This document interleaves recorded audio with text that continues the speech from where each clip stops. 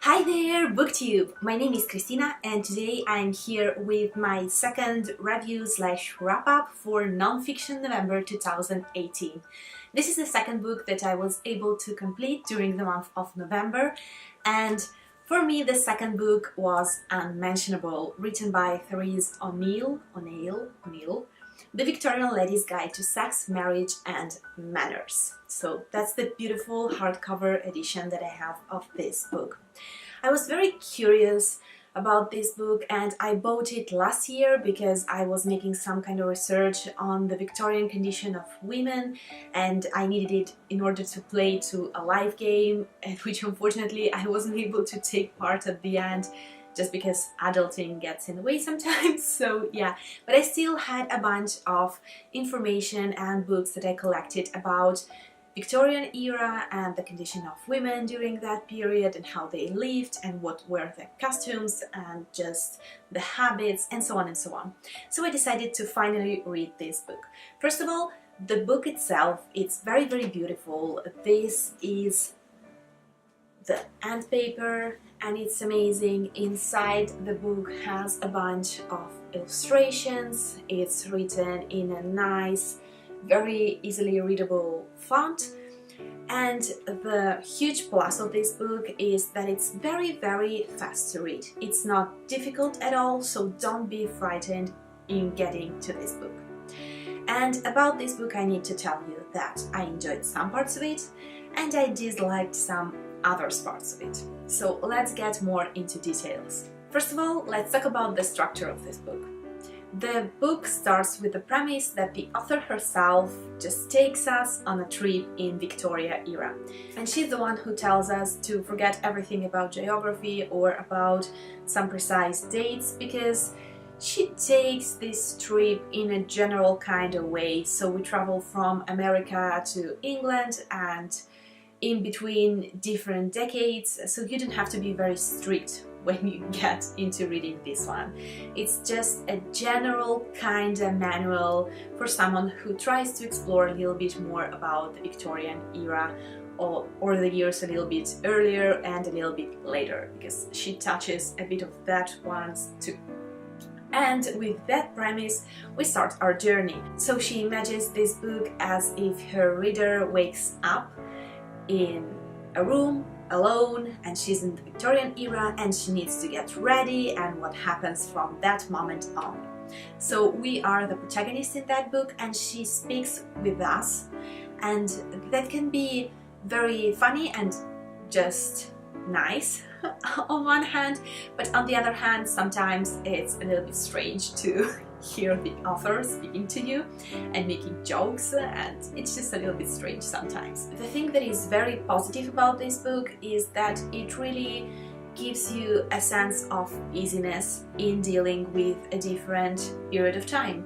So it's never too boring, it's never too much into details, and it's never hard to grasp the overall image of that century. So that's a plus. So if you're afraid and you always just refrain from reading something historical and maybe you want to discover a little bit more from a human side and not only the strictly historical facts, but just to know how humans used to live back then this can be a nice approach. Just keep in mind that she analyzes mostly the condition of women during that period because she supposes that the reader is a woman.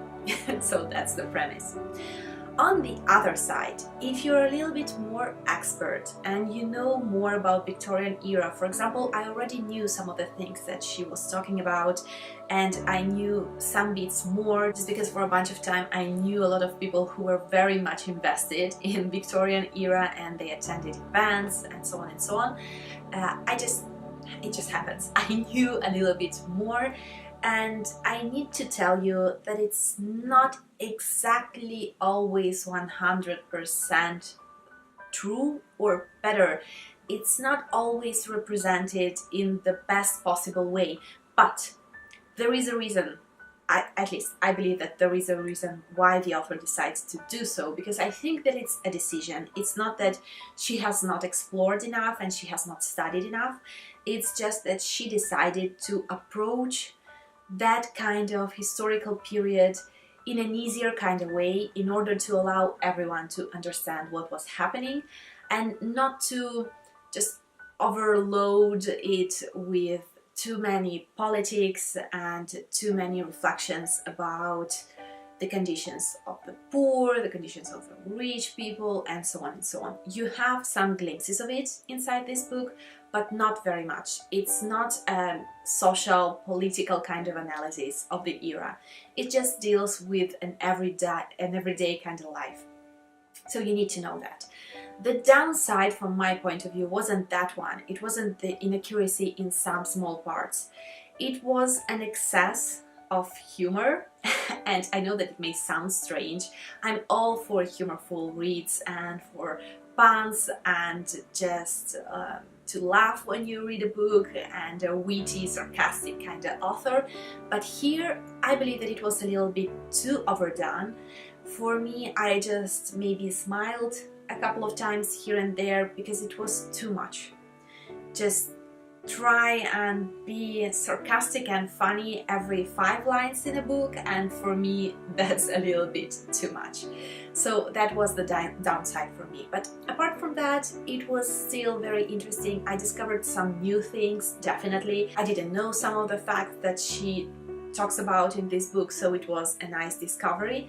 And the other thing that just put me off a little bit at the very beginning, but then I got used to it, is that even if we have a bunch of images, often the description of the images is just there in order to make you laugh again. So you don't have the real reference of what is portrayed there, why the photo or the picture was made back in the days, what was the purpose of who created it. It's just there to make you laugh and to make the content more understandable. So there are some pros and cons, but then I enjoyed it. I'm so happy that I was born in this era and not before, because the condition of women back then, my oh my. So if you're curious to read something historical and factful, but not heavy and not too in-depth and just funny and kind of relaxing, it's a very good, how do you call them? Paper table, no. Glass table, no. Dinner room table, no. The table that you have in your living room where everyone can get in and just read bits of something. Well, this can be a good example of that. Now I will have to search for the exact word, because otherwise I won't be able to sleep this night. Yeah!